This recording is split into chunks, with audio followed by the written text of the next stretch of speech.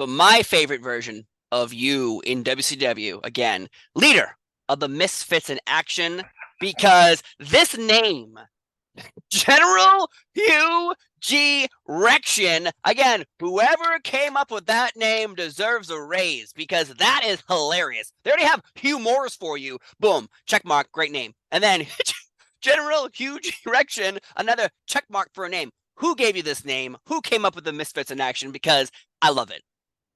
Let me see if I can make you guess, bro. Let me tell you, bro. I was gonna guess. I assumed, but I didn't want, what happens when you assume. So I didn't want to do that. I wanted So to hear it from your mouth. Vince Russo. came to me, they being Vince Russo and Ed, came to me. What had happened was Booker, I think Booker had gotten hurt, a concussion or something. He was supposed to work with Scotty Steiner that night for the United States Championship. Booker couldn't make it. They wouldn't clear him to work. So they came to me, hey, you want to work? Of course I want to work.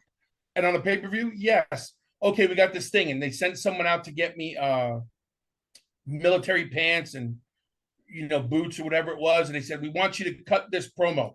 I'd been there for I don't know how many years. I've never been handed a sheet of paper. If I had something to say, here's the idea, go run with it, bullet point kind of thing. But I was never handed a piece of paper. I'm reading a piece of paper going, what the hell? And they swore up and down. Ed Ferrara swore to me. By the way, Ed, I love you anyway. Ed Ferrara swore to me. It's one night. This is the only time. You'll never say it again. And so what I do, I come out and say, I'm sick of not being taken seriously. My name's no longer Hugh Morris. I'm going by my real name, HUGH RECTION. On the bottom of the screen, right? On the whatever they call that tag. Yeah, the Chiron. Yep. HUGH RECTION. I had to call my mom before I went out and I said, do not pay attention to tonight. This is a one and out. And she goes, what's going on? I was like, just do me a favor. I'm sorry in advance. So we go do the thing. I felt like it was a really good match. Scott and I had a good time, whatever. The next day coming down on Nitro, I think to face Sean Stasiak or somebody. I know Kurt Hennig was involved. And there it is, the bottom of the screen again. HUGH RECTION. I went, son of a... So you have, that was the most attention I was getting in all the time that we did it. So then the Misfits were formed. And then slowly I got to not even plead my case, but I got to make it my own.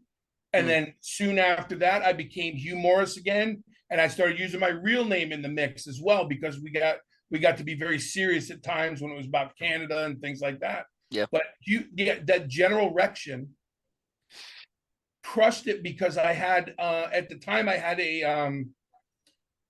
they showed me the prototype for my action figure. And then I was told, we cannot put anything on the shelf with HUGH RECTION. So no 8x10s, no shirts, no action figures, no nothing. Everything that was Hugh Morris remained.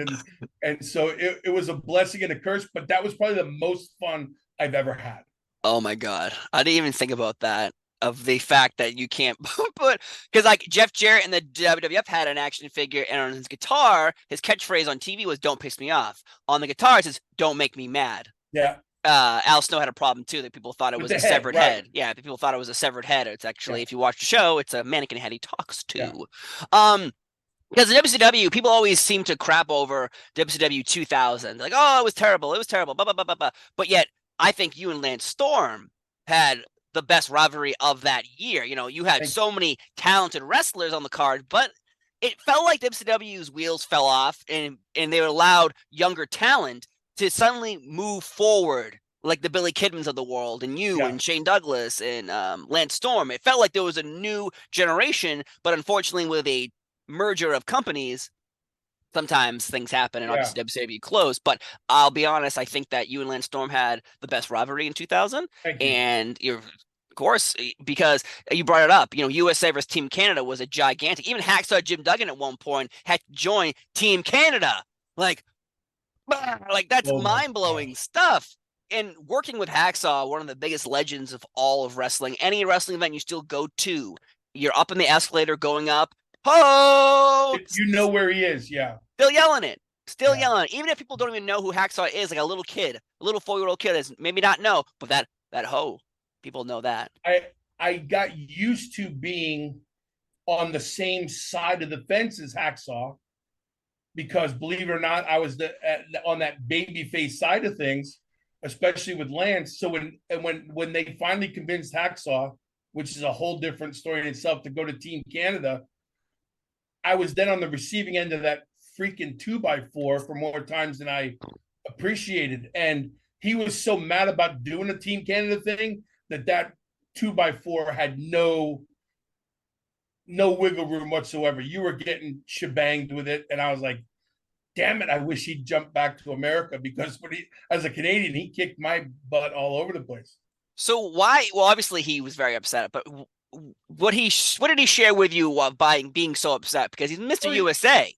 You go down in the history of this sport, and one of the most over characters, you just said it, in the elevators, in the thing, you hear it, you got to look, because he's somewhere, someone's seen him. It's the long hair, it's the 2x4, it's the beard, it's the thumbs up, it's the tongue out, it's the whole thing. And then they convinced him, cut your hair, shave your face. This is going to be the biggest run you've ever had. And I don't want to speak for him, but I believe he was hesitant, but he did it because this is going to be the biggest turn in the history of the free world. And I don't remember it lasting that long, because I think, one, he was frustrated and he told him he was getting out of it.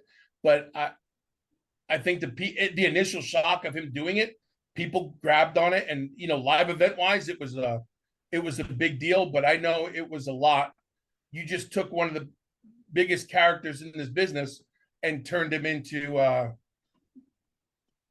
something. I don't know. Mr. Canada, I guess. But that damn 2x4 was still American wood, and it hurt like that. I imagine he's like, this sucks. Oh, what are you doing? We're driving together.